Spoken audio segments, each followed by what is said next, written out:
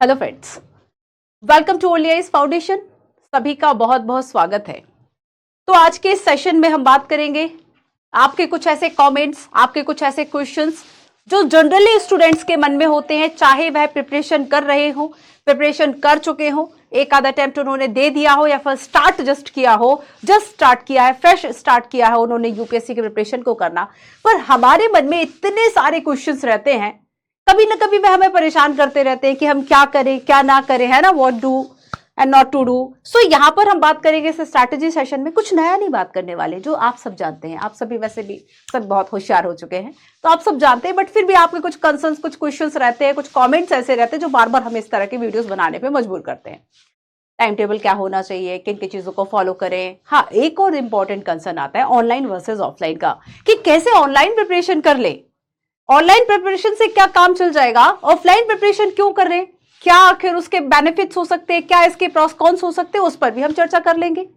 इसके अलावा कुछ सेशन हम कुछ पॉइंट पर बात करेंगे। यूपीएससी पीटी में क्या क्या पूछा जाता है, मेंस में क्या आता है, आपकी स्ट्रैटेजी साल भर की क्या होनी चाहिए, और स्पेशली ये स्ट्रैटेजी जो बच्चे 2024 को टारगेट कर रहे हैं उनके पास जो समय बचा है, और जो बच्चे 2024 के लिए स्टार्ट करना चाहते हैं, 25 के लिए स्टार्ट करना चाहते हैं, उनके पास क्या है, उनके पास जो समय बचा हुआ है वो कैसे स्टार्ट करें, उन सभी की चर्चा हम कर लेंगे। ठीक है, तो चलिए स्टार्ट करते हैं सेशन को। आई होप सभी की दिवाली काफी शुभ रही होगी, है ना। दिवाली बनाने के बाद अब आप अपनी पढ़ाई पर वापस लौट आए। आपको यूट्यूब पर एक ब्रेक भी दिया गया था ताकि आप सभी को ये एक डिलेमा ना रहे कि अब हम पढ़ाई कर लें या फिर त्योहार मना लें। तो अब हम अपनी जो स्टडी है वह स्टार्ट करेंगे। चलिए, सो इसके पहले मैं आप सभी को बता दूं कि कुछ ऐसे पॉइंट्स जो हम सभी को जानने चाहिए कि देखो, यूपीएससी और आईएएस बनना, उसमें भी केवल आईएएस की बात कर रहे हैं, आईएएस आईपीएस, ये कुछ सर्विसेज ऐसी रहती है कि मिलियन ऑफ एस्पिरेंट्स जो है उसका ड्रीम करियर है कि हमें आईएएस बनना है, हमें नेशन को सर्व करना है, हमें ये काम करने। तो आपके अपने अलग अलग रहता है कि भाई मैं यहाँ पर एजुकेशन सेक्टर में काम करना चाहता हूँ। कुछ लड़कियां सोचती मैं वुमेन एम्पावरमेंट के लिए काम करूंगी, कुछ चाइल्ड एजुकेशन के लिए बात करते हैं, कुछ गर्ल एजुकेशन के लिए बात करते हैं। तो यहाँ पर कई तरीके के आपके सपने होते हैं कि आप जब एक आईएएस बन जाएंगे उसके बाद आप क्या क्या करेंगे। पर आईएएस बनने के लिए भी कुछ चीजों को फॉलो करना होता है, तब जाके आप बन पाते हैं, है ना। आपने जो अपना एक गोल एक सेट किया हुआ है पैरामीटर कि मैं इस पर वर्क करूंगा, उस पर जाने से पहले कुछ ऐसे स्टेप आपको उठाने होते हैं ताकि आप उस पोजीशन पर पहुंच पाए। तो यूपीएससी की जो जर्नी है वह समटाइम्स लंबी होती है, जैसे कि हमेशा यूपीएससी एक मैराथन है। आपने कई बार सुना होगा इस बात को, सच में मैराथन है बच्चों। आपको बहुत पेशेंस की जरूरत होती है।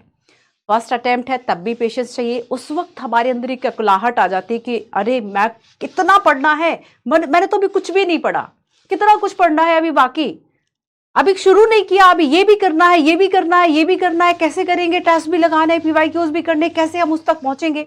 लंबी जर्नी है, धीरे धीरे से आप चलते रहिए, कुछ स्टेप्स फॉलो करते रहिए, बहुत आसान हो जाता है।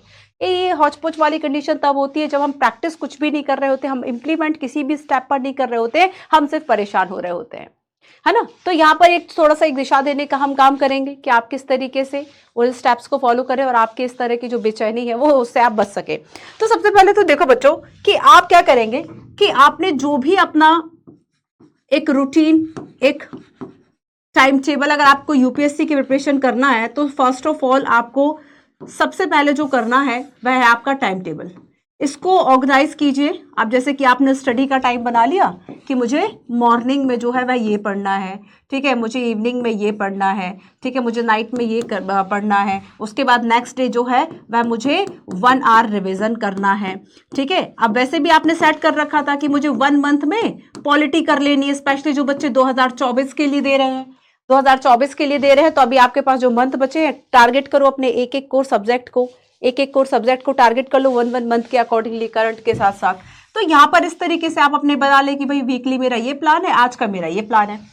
आपने स्टडी के आवर्स अब थोड़े से ज्यादा डेडिकेट करने, रिविजन ज्यादा है, कुछ चीजों को नहीं पढ़ा है उसको भी पढ़ना है। जो स्पेशल 24 दे रहे हैं, जो 25 के लिए दे रहे हैं बच्चों, उनके पास थोड़ा सा समय है ना, वो सुकून से पढ़ सकते हैं। 3-4 घंटे सुबह पढ़ लिए, 1-2 घंटे शाम को पढ़ लिया, नेक्स्ट डे रिवीजन अच्छे से दबा के करो एंड फिर अपनी स्टडी स्टार्ट करो। तो अगर आपका टाइम टेबल नहीं है, आप खुद देखिए कि आपने लास्ट 15 डेज क्या किया। आप लास्ट 15 डेज का एनालिसिस करो जरा आपने, कि पिछले 15 दिनों में शायद मैंने 4 दिन ही पढ़ाई करी है, बनाया तो टाइम टेबल 15 दिन का, तो मेक श्योर करो कि आप अपने उस टाइम टेबल का फॉलो कर पाओ। आप अपनी स्टडी के जो आवर्स है, जो यूपीएससी जो आपसे डेडिकेशन मांगती है, जो एक आवर्स मांगती है, वो आप उसको दे पाओ, आप उतनी समझ विकसित कर पाओ। इतना कुछ पढ़ना है, वो कैसे होगा? वो ऐसे ही होगा कि टाइम टेबल बना लिया आपने, बताया कि दिन में 8 से 10 घंटे पढ़ना है, रोज इतना नया पढ़ना है, रोज इतना पुराना पढ़ना है, और जो पुराना पढ़ लिया उसके पीवाईक्यूज लगाने हैं। ये एक तरीका आपका अगर बना रहेगा, आपका दिन ऑर्गेनाइज रहेगा, है ना। कहते हैं कि अगर आपने अच्छा स्टार्ट लिया है या फिर प्लान अच्छा बना लिया तो वो आपकी हाफ सक्सेस हो जाती है ना। तो यहाँ पर ये बात आपको याद रखना है। सो सबसे first of all time table. Then देखो, अगर मैं आपसे सिलेबस की बात करूं, सो सिलेबस जो है वह किसी भी एग्जाम का सोल होता है, आत्मा होती है, ठीक है, हॉरर वाली नहीं बच्चों, आत्मा जिसमें आप समझ सकें उसका भाव। तो यहाँ पर सिलेबस क्या होता है? एक सोल होता है किसी भी एग्जाम का, चाहे आप बैंकिंग की तैयारी कर रहे हो, चाहे आप एसएससी की तैयारी कर रहे हो, चाहे आप बीपीएससी की तैयारी कर रहे हो, आप किसी की भी प्रिपरेशन जो है वह कर रहे हो, तो यहाँ पर हर एक एग्जाम का एक सोल होता है, उसका सिलेबस क्या आएगा, कैसे आएगा, वो पीवाईक्यू बताते हैं, ठीक है। नेक्स्ट हम देखेंगे, इसके अलावा आप क्या कर सकते हो? न्यूज़पेपर्स, न्यूज़पेपर पढ़ने की हैबिट डालो, जो 2025 दे रहे हैं बच्चों, अभी से शुरू करो थोड़ा थोड़ा सीखना, कैसे न्यूज़पेपर पढ़ना है, किन किन जानकारियों को आपको लेना है, किन को नहीं लेना है, वैसे करने की कोशिश करो, ठीक है। यहाँ से आप शुरुआत कर सकते हैं, आप एनसीईआरटी से, ठीक है। फाउंडेशन चैनल का मेन मोटो ही यही था कि आपका फाउंडेशन स्ट्रांग हो जाए, हम सारे एनसीईआरटी से आपको कवर करा दें, आप नेक्स्ट लेवल पर जब चीज़ों को पढ़ो आपको सारी चीज़ें क्लियर रहे। सो एनसीईआरटी स्पेशली हम हिस्ट्री की बात करें, ज्योग्राफी की बात करें, पॉलिटी इकोनॉमी थोड़ा सा कम है, आपको करंट और बाकी चीज़ें ज़्यादा देखनी पड़ती है, तो ये 3 एनसीईआरटीज तो आपको पढ़ना है। पॉलिटी की सारी एनसीईआरटीज आपको इस पर मेरी क्लासेस मिल जाएंगी, यहाँ पर आप सारी वीडियोस देख सकते हैं। तो एनसीईआरटीज जो है वह बेसिकली एक ऑथेंटिक रिलायबल है, और जब आपने स्टार्ट लिया है तब बच्चों आपको समझने के लिए, हर एक टॉपिक को समझाने के लिए बेस्ट सोर्स है। सो एनसीईआरटी से स्टार्ट करो, है ना। सो यहाँ पे नेक्स्ट हम देखेंगे, हाँ, शॉर्ट नोट्स का। देखो बच्चों क्या है कि अगर हम शॉर्ट नोट्स की बात करें, ये नहीं बनाना सीखा, केवल पढ़ रहे हो, तब तो ऐसा लगेगा कि सारा समय ही चला गया। तो शॉर्ट नोट्स जरूर प्रिपेयर करने हैं, ये आपको मेंस के डिस्क्रिप्टिव आंसर राइटिंग में हेल्प करेगा, आपको हेल्प करेगा चीज़ों को समझने में, है ना। तो शॉर्ट नोट्स जरूर प्रिपेयर करने हैं, डेली आंसर राइटिंग करना है, रेडी, इससे आपकी जो राइटिंग स्पीड है, जो स्किल्स है वह डेवलप होंगी, आपकी स्पेलिंग्स जो है वह कम मिस्टेक्स होंगी, और बहुत बड़ी डिमांड होती है इसकी भी। तो यहाँ पर शॉर्ट नोट्स बनाना है, आंसर राइटिंग फॉर्मेट करो कि एक दिन में 4-5 क्वेश्चन का फॉर्मेट करो, लिखो एक क्वेश्चन, फॉर्मेट करो कि ये क्वेश्चन आएगा तो मैं इसको ऐसे ऐसे फॉर्मेट करके ये आंसर लिख दूंगा, 250 में ये लिख दूंगा, 150 वर्ड्स में ये आंसर लिख दूंगा, 250 वर्ड्स में ये आंसर लिख दूंगा, है ना।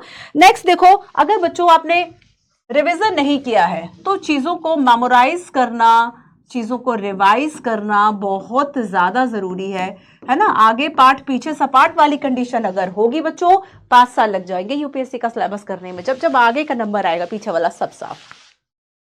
रिवीजन करो, रिवीजन करने के कई तरीके होते हैं, कल जो पढ़ा था उसका आज रिवीजन करके फिर नया पढ़ना है, 3-4 दिन बाद फिर से रिवाइज करना है। वीकली अपना एक टाइम दे दो कि संडे हाफ डे केवल रिवीजन करना है, और फिर मंथ में अपना 2 दिन दे दो कि जो मैंने मंथ में पढ़ा है उसको मुझे याद रखना है, तो लास्ट में 2 डेज दे दो। सो रिवाइज रिवाइज रिवाइज, बिना रिवीजन के कुछ नहीं होगा, है ना। एंड देन ये सारे जो काम है ये आपको कंसिस्टेंसी के साथ करना है, एक दिन कर लिया बाकी दिन नहीं किया, है ना, वही खरगोश और कछुए वाली कहानी हो जाएगी कि बहुत तेज दौड़े रुक गए, खरगोश धीरे धीरे गति से अपना निरंतरता के साथ चलता रहा, वो रेस जीत गया। तो यहां पर देखो कि अगर आपने कंसिस्टेंसी को फॉलो नहीं किया, अगर आपने निरंतरता को फॉलो नहीं किया, तब फिर 4 दिन पढ़ोगे बाकी दिन नहीं पढ़ोगे। अगर सोचो आपने मंथ में केवल 15 डेज पढ़ाई करी है, तब आप 6 मंथ ही पढ़ पाएंगे पूरे साल में, वो भी तब जब आप 15 डेज को कंटिन्यू करें। अगर आपने एक दिन अच्छे से पढ़ लिया, श्योर ये सोचो कि नेक्स्ट जो इंश्योर करो इस बात को कि नेक्स्ट डे 12 घंटे नहीं, अगर नहीं भी पढ़ाई करनी तब भी 5-6 घंटे तो हो ही जाए, मन मार के सही, पढ़ना तो है ही, है ना। ये चीज जो है वह नहीं छूटनी चाहिए। और देखो सेल्फ असेसमेंट का एक अच्छा तरीका होता है खुद का मूल्यांकन करने का, दैट इज मॉक टेस्ट। इतने अवेलेबल है, भरमार है भैया, ऑनलाइन और ऑफलाइन। अब तो कंटेंट की कमी ही नहीं है बच्चों, जिस एरा में हम और आप है, कि इतना ज्यादा आपको मॉक टेस्ट जो है वो अवेलेबल है। सिलेबस वाइज ले आओ, टॉपिक वाइज ले आओ, सब्जेक्ट वाइज ले जाओ, कंप्लीट ले आओ। जो 2025 के लिए 24 के लिए प्रिपेयर कर रहे हैं वो बच्चे स्पेशली अब लॉन्ग जो आपका फुल लेंथ वाले टेस्ट है वो प्रिपेयर करने लगो, लगाने लगो। रोज चाहे तो 20-30 क्वेश्चन लगाओ, वीक में एक क्वेश्चन, एक पूरा क्वेश्चन पेपर लगा डालो। तो ये क्या है कि मॉक टेस्ट एक सेल्फ असेसमेंट हो जाता है कि हम जो पढ़ रहे हैं, अगर हमसे क्वेश्चन थोड़ा सा डिफरेंट भी पूछा गया तो क्या हमसे बन रहा है, नहीं बन रहा है। तो ये बहुत ज्यादा जरूरी है। तो सेल्फ असेसमेंट के लिए आप इस तरह से जो मॉक टेस्ट है वह लगाते रहे। एंड फाइनली हमने देखा कि रिविजन जो है, revision is the key of success. Positive mindset के साथ आपको ये स्टेप्स फॉलो करने हैं, ठीक है। चलो,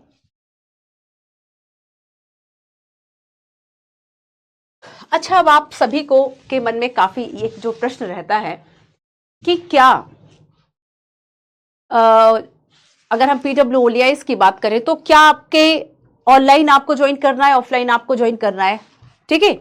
और इसके अलावा भी ऐसा नहीं है कि आप किसी भी संस्था को चुनते हैं, आप किसी भी कोचिंग संस्था में जाते हैं एडमिशन लेने के लिए, तो आपको ये एक दिमाग में एक प्रश्न आता है कि ऑफलाइन कर लें, ऑनलाइन कर लें। और अब ये जो प्रश्न है वह इसलिए भी ज्यादा बढ़ रहे हैं क्योंकि आपने देखा होगा कि ONLY-IS, PWOLIS जो है वह ऑफलाइन ऑलरेडी 4 जगह इसके जो सेंटर्स है वह अब ओपन हो चुके हैं, ठीक है। Mukherjee Nagar Delhi, Patna centre, Lucknow centre and Karol Bagh centre है ना, जो कि अभी चल ही रहा है। तो यहां पर देखो बच्चों कि ये हमारे ऑफलाइन सेंटर्स है जहां पर आप PWOLIS में ऑफलाइन जो एडमिशन है वह ले सकते हैं। और इसके अलावा अगर ऑनलाइन आपको एडमिशन लेना है, ऑनलाइन अगर आपको स्टडी करनी है, तो प्रहार 2024 हिंदी और इंग्लिश बैच है, संकल्प 25 हिंदी और इंग्लिश बैच है, टाइटन प्योर इंग्लिश है ना फॉर 2025 एंड ऑप्शनल हिंदी और इंग्लिश। लगभग जो इंपॉर्टेंट आपके कोर जो सब्जेक्ट्स हैं ऑप्शनल के, वो सारे हिंदी और इंग्लिश में अवेलेबल है, लगभग 12 सब्जेक्ट्स के आसपास है। तो यहाँ पर ये ऑनलाइन है। तो अब देखो आपको ऑनलाइन या ऑफलाइन क्या ज्वाइन करना है, सबसे ज्यादा एक ये मन में रहता है। तो ऑनलाइन वो बच्चा कर ले कि भाई जो देखो ऑनलाइन में जो सबसे बड़ा चैलेंज आता है वह आता है सिंसियरिटी का। कई स्टूडेंट कमेंट करते हैं केवल 4 क्लास हुई हैं, 5 क्लास आपकी, अभी जो मैं क्लासेस आपको पॉलिटी एनसीईआरटी की बेसिक्स में पढ़ा रही हूँ, ये 15 क्लासेस में सारे एनसीईआरटीज खत्म हो जाएंगी, एप्लीकेशन पे मिल जाएगा। 4-5 क्लासेस हुई, उसमें भी एक स्टूडेंट लिखता है मैम 2 क्लासेस छूट गई है, क्या करूँ। 5 क्लासेस हुई है मतलब आपने आधी क्लासेस तो छोड़ दी। तो यहाँ पर क्या बच्चों कि आपके सामने जो सबसे बड़ा चैलेंज आता है कि आप खुद को कंटिन्यू नहीं रख पाते हो। तो ऑनलाइन का ये चैलेंज होता है सबसे बड़ा कि क्योंकि आप डिसिप्लिन आप में नहीं है, आप में क्या नहीं है, आप में आपके अंदर जो डिसिप्लिन है वह नहीं है। आप इसलिए डेली जो है वह 2 घंटे नहीं बैठ पाते कि मुझे 6 से 8 बजे तक क्लास लेनी, नहीं कर पाते। क्यों? सो कंसिस्टेंसी एक इसमें मेंटेन करना, सेल्फ डिसिप्लिन मेंटेन करना बहुत बड़ा चैलेंज आता है।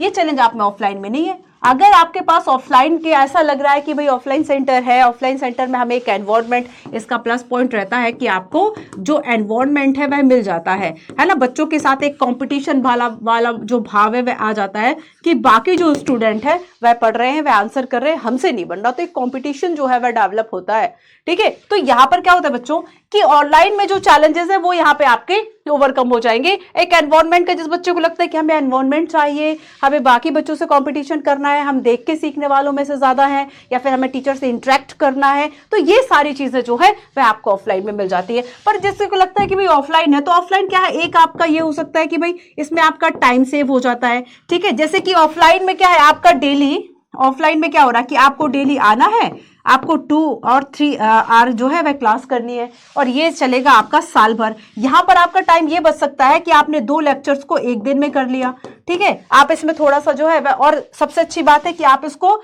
दोबारा से जो है वह फिर से आप इसका रिवाइज कर सकते हैं दोबारा। जो आपके पास एक ऑप्शन हो जाता है कि आपके पास वीडियो अवेलेबल है क्लास का, आपने उसको फिर दोबारा जब भी आपका मन है आप रिवीजन कर लो आसानी से। ऑफलाइन में ये चीज नहीं मिल पाती। तो आपका मन है, आपका अपना आप देख लीजिए कि आपके क्या एक स्ट्रेंथ और वीकनेस पॉइंट है, या फिर आपका मन क्या कहता है कि आपको क्या ऑफलाइन करना है, आपको एनवायरनमेंट चाहिए, ठीक है, आप डिसिप्लिन मेंटेन नहीं कर जाते, देन ऑफलाइन ज्वाइन कीजिए। अगर आपको ऑनलाइन का लगता है तो ऑनलाइन एक ये है कि पहले जो है वह चीज़ें अवेलेबल नहीं थी बच्चों, अब सारी चीज़ें अवेलेबल हैं, अब नेट्स अवेलेबल है ना, अब सारी चीज़ें ऐसे अवेलेबल है कि आप बहुत आसानी से जो ऑनलाइन क्लासेस है वह भी कर सकते हैं। तो सारे कोर्सेज आपको बता दिए गए हैं। तो ऑनलाइन और ऑफलाइन जिस भी बच्चों को लगता है कि हमें सूट करता है, हम उस अकॉर्डिंगली कर सकते हैं, ठीक है। तो यहाँ पर अपने अपने बेनिफिट्स हैं, अपने अपने इसके कॉन्स हैं, ठीक है, प्रोस कॉन्स अलग अलग है। चलिए, तो अच्छा नेक्स्ट मैं आपको बता दूं कि स्पेशली अगर 2024 जो बच्चा टारगेट कर रहा है, तो बच्चों अब आपके पास पढ़ना क्या क्या है आपको, GS subject, current affair, optional, test, revision, answer writing, ये उसको भी करनी है जो 25 दे रहा है, ठीक है, ये उसको भी करनी 25 दे रहा है। अब लेकिन 24 वाले के लिए बचा है नवंबर, दिसंबर, जैन, फेब, मार्च, अप्रैल, मई में तो एग्जाम ही है। आप ऐसे कर सकते हैं कि आप अपने जो कोर सब्जेक्ट है उन कोर सब्जेक्ट के लिए आप एक एक मंथ ले लें, है ना। जैसे कि नवंबर में आपने पॉलिटी कर लिया, दिसंबर में हिस्ट्री कर लिया, जैन में आपने कर लिया ज्योग्राफी, फेब में आपने कर लिया इकोनॉमी, देन मार्च में आप देखेंगे कि आपने लास्ट में जो है वह एनवायरनमेंट एंड साइंस टेक करना है, क्योंकि ये थोड़ा सा क्या होता है, करंट अफेयर ओरिएंटेड होता है। तो जितना आप करंट अफेयर को अपडेट करके पढ़ेंगे उतना बेनिफिट मिलेगा। इस तरीके से आप कर सकते हैं, ठीक है। इसमें भी आप देखेंगे कि चाहे तो वीकडेज में या फिर चाहे तो डेली कुछ एमसीक्यूज जो है वह लगा लें, क्योंकि पीटी जो है वह इतना ट्रिकी हो गया है ना, इतना डाइसी हो गया है जो प्रीलिम्स एग्जाम है आपका, वो कि आप आसानी से हम उस चीज से निकल नहीं पा रहे हैं, है ना। तो वहां पे ही रुक जाएंगे तो मेंस में हमें अपनी आंसर राइटिंग का कौशल दिखाने का, स्किल दिखाने का मौका ही नहीं मिलेगा। प्रीलिम्स एक हर्डल बनता जा रहा है। सीसेट के लिए देख लो कि वीकली अपना टाइम निकाल लो, अभी भी आपके पास प्रॉपर टाइम बचा हुआ है। सीसेट को सीरियसली लेना है, लेकिन ग्रांटेड नहीं लेना है कि नहीं हम तो कर लेंगे, केवल क्वालिफाइंग है, नहीं होता बच्चों क्वालिफाइंग समटाइम्स। इस बार का पेपर देखेंगे बड़ा ही टफ था, है ना, टफ था।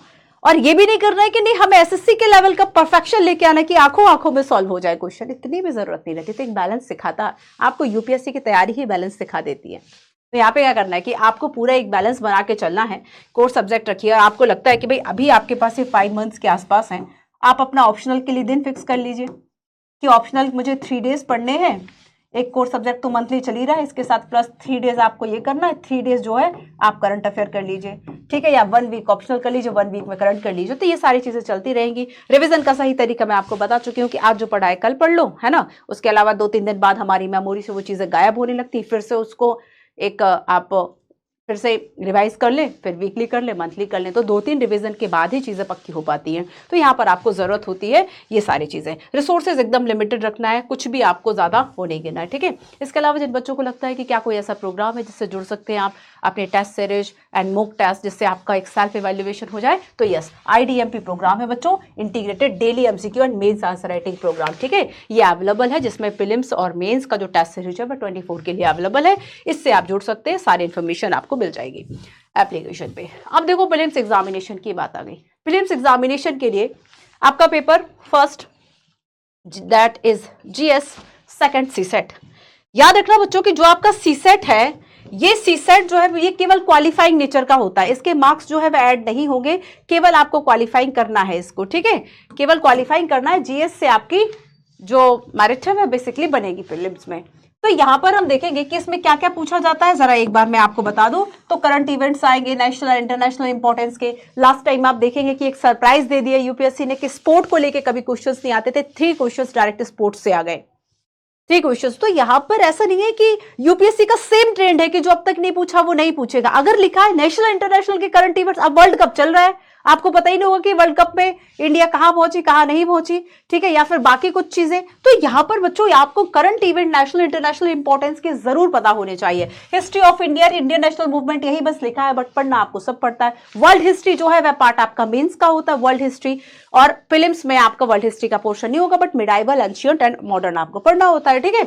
India and world geography, physical, social, economical, geography of India and the world, ठीक है, ये ज्योग्राफी का portion. Indian polity and governance, constitution है, पॉलिटिकल सिस्टम है, पंचायती राज है, public policy, right issue etcetera, ये सारी चीजें। इन सब के साथ साथ करंट अफेयर भी करना है। सही तरीका ये होगा कि सब्जेक्ट को जब पढ़ रहे हैं तभी करंट अफेयर देख लो, कभी 3 मंथ्स का निपटा लिया पॉलिटी का, कभी 6 मंथ का कर लिया, कभी साल भर का कर लिया, ऐसे से धीरे धीरे करके आप सीखते जाएंगे। Economic and social development, sustainable development, poverty inclusion, demographic, social sector initiatives, ठीक है, general issues on environmental equality, biodiversity and climate change that do not require subject specialization, किसी विषय विशेषज्ञता की आवश्यकता नहीं है, ऐसा लिख दिया जाता है। Environment, ecology, biodiversity and climate change. तो बच्चों अगर आप देखो जो टॉपिक इसमें लिखा है, पब्लिक पॉलिसी लिखा है, आपने पब्लिक पॉलिसी पढ़ा नहीं, अरे भाई जो टॉपिक सीधा दिख रहा है वो तो पढ़ी लो। अब मैं एक सीसेट का आपको बताती हूँ कि सीसेट का बच्चों आप वीकडेज में कर लें, ठीक है, वीकडेज में आप 2 डेज दे दो, या फिर आप एक स्ट्रैटेजी मैं आपको बता सकती हूँ, वैसे सबकी अपनी अपनी होती है, एवरीवन हैज ओन, स्ट्रैटेजी, है ना। तो यहाँ पर आप, हो सकता है कोई किसी का स्किल बहुत अच्छा हो, उसको मैथ्स इतना अच्छा आता हो कि अगर वो मैथ्स में ही आराम से 30+ क्वेश्चन कर ले जाए, तब तो समस्या है ही नहीं। प्रॉब्लम उस बच्चे के लिए है। जीएस में तो आपके 100 क्वेश्चन आएंगे एंड 2 मार्क्स ईच, है ना। बट जीएस सीसेट जो कि क्वालिफाइंग होता, क्वालिफाइंग नेचर का होगा, और यहां पे आपके 80 क्वेश्चंस आते हैं 2.5 मार्क्स ईच। अब इसमें यह हो सकता है कि आपने देखा वीकली दे दिया या फिर आप डेली दे दो, हाफ एन आवर या 1 आवर, इससे एक थोड़ा सा डाइवर्सिटी बनी रहती है आपके पढ़ने में। अब देखो कॉम्प्रीहेंशन आएगा, तो जब आप बाकी चीजों को रीडिंग कर रहे हो, बाकी सब्जेक्ट्स को रीडिंग कर रहे हो, तो आपकी रीडिंग स्किल्स डेवलप हो रही है, आप पढ़ के समझ सकते हो, कॉम्प्रीहेंशन कर ले जाओगे। कुछ चीजें रहती है कि भाई क्या एग्जिट आपको सटीक आंसर देना, रिजल्ट पूछा है, रिजल्ट बताना, रीजन पूछा है, रीजन बताना है, तो कॉम्प्रीहेंशन जो आपको दिया जाएगा उसके अकॉर्डिंगली आपको आंसर करना है।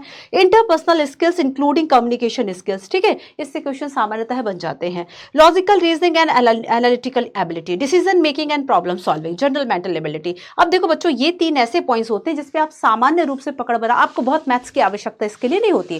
जनरल मेंटल एबिलिटी के क्वेश्चंस है ना, आपको मतलब सामान्य से प्रश्न है, तो आप क्या करें कि सारा ना टॉपिक करके आप 7-8 ऐसे जो सरल टॉपिक्स हो उस पर पकड़ बना ले, वहां से आपका 1/3 निकल जाएगा। वहां से आप जो है 33% के आसपास अपने आराम से ले आओगे। तो जरूरी नहीं है कि आपको सारा करना है, 100 में से 100 मार्क्स बनाने हैं, मार्क्स 200 मार्क्स लेके आने, या फिर आपको 80 क्वेश्चंस बनाने, ऐसा बिल्कुल भी नहीं है। आप 1/3 है क्वालिफाइंग बस ले आइए, एक बैलेंस बनाकर रखिए। बिल्कुल हल्के में भी नहीं लेना, वरना वैसे ही आपको सीसेट हल्का कर देगा। बड़ी प्रॉब्लमेटिक एक सिचुएशन हो जाती है। कई बच्चे जीएस में हो सकता है उनके 120 आ रहे हो, 100 के आसपास कट ऑफ स्टार्ट हो जाता है। अभी तो कट ऑफ वैसे भी काफी कम जा रहा है। जीएस में अगर आपने एक सेफ सिक्योर कर लिया है, चेक ही नहीं होगा अगर सीसेट ही नहीं है तो। सीसेट क्वालिफाइंग नेचर का है, लेकिन जब तक इसको क्वालिफाई नहीं करोगे आपका जीएस तो वैसे भी नहीं समझ में आएगा, है ना। तो यहाँ पर याद रखना कि इसको जैसे कि बेसिक न्यूमेरिसी अगर करना है तो क्लास, ये हो सकता है कि इसमें भी आप 9-10 का जो लेवल है वो मैथ्स के एनसीईआरटी कर लो, अगर कर सकते हो, वहां से कुछ चीजें समझ आ जाती हैं, आप क्वेश्चंस बना लेते हो, ठीक है। चलिए, तो ये था आपका। अब देखो मेंस की बात करें तो मेंस में आपको पता होगा 9 पेपर्स होते हैं, 9 पेपर्स, है ना। पेपर 1 आपका ऐसे का होगा, जीएस पेपर 1, 2, 3 एंड 4। तो यहां पर क्या है, जनरल स्टडी पेपर 1, जिसमें कि आपका आएगा history, geography, world, society, Indian heritage, culture. This paper mainly revolve around history, geography and society, ठीक है। तो हिस्ट्री, ज्योग्राफी एंड सोसाइटी जो है ये आपका पेपर 1 में पूछा जाएगा, जीएस पेपर 1। इसे पेपर 2 कहा जाएगा, सबसे पहले ऐसे का पेपर लिया जाता है, जीएस के अकॉर्डिंगली पेपर 1 कहा जाता है। पेपर 2 अगर हम कहें जीएस का, तो इसमें आएगा आपका polity, constitution, governance, social justice, international skills. अब देखो पॉलिटी, कॉन्स्टिट्यूशन साथ में जुड़ा हुआ है। पॉलिटी, कॉन्स्टिट्यूशन के द्वारा ही आप क्या करते हो, एक समाज में एक न्याय लेकर आते हो, सोशल जस्टिस लेकर आते हो, कि जैसे कि आर्टिकल 17 क्या करता है, अनटचेबिलिटी को अबॉलिश करता है, पनिशेबल ऑफेंस बना देता है। इससे क्या हुआ, एक समय तक जो जिसे अवसर की समानता नहीं थी, अपॉर्चुनिटीज जो है वह, उसको राइट टू अपॉर्चुनिटी नहीं था, ऑक्यूपेशन जो है वह नहीं कर सकता था, सभी तरह के, उसको बेसिकली वो हिस्टोरिकल अनजस्टिस को खत्म किया गया, सोशल जस्टिस लाए। तो पॉलिटी कॉन्स्टिट्यूशन के द्वारा ही तो लाया जा सकता है। सो सोशल जस्टिस हम इसी में पढ़ते हैं। पॉलिटी कॉन्स्टिट्यूशन क्या, गवर्नेंस, शासन से संबंधित चीज है, कि क्या गवर्नेंस अगर अब कहें तो ट्रांसपेरेंसी जरूरी है, या गवर्नमेंट कहती है, गवर्नमेंट का नारा है मिनिमम गवर्नमेंट मैक्सिमम गवर्नेंस, ये क्या है, ये सारी चीजें जुड़ी हुई हैं आपस में, इसलिए सोशल जस्टिस साथ में रखा, आईआर, है ना। पेपर 4 देखो, जीएस पेपर 3, जीएस पेपर 3, है ना। तो ये economic development, environment, biodiversity, security and disaster management, ये इसके आएंगे पेपर 4 आपके जीएस पेपर 3 के। और बच्चों जब हम बात करेंगे जीएस पेपर 4, तो यहां पर एथिक्स, इंटीग्रिटी एंड एप्टीट्यूड की बात करता है, एथिक्स, इंटीग्रिटी एंड एप्टीट्यूड।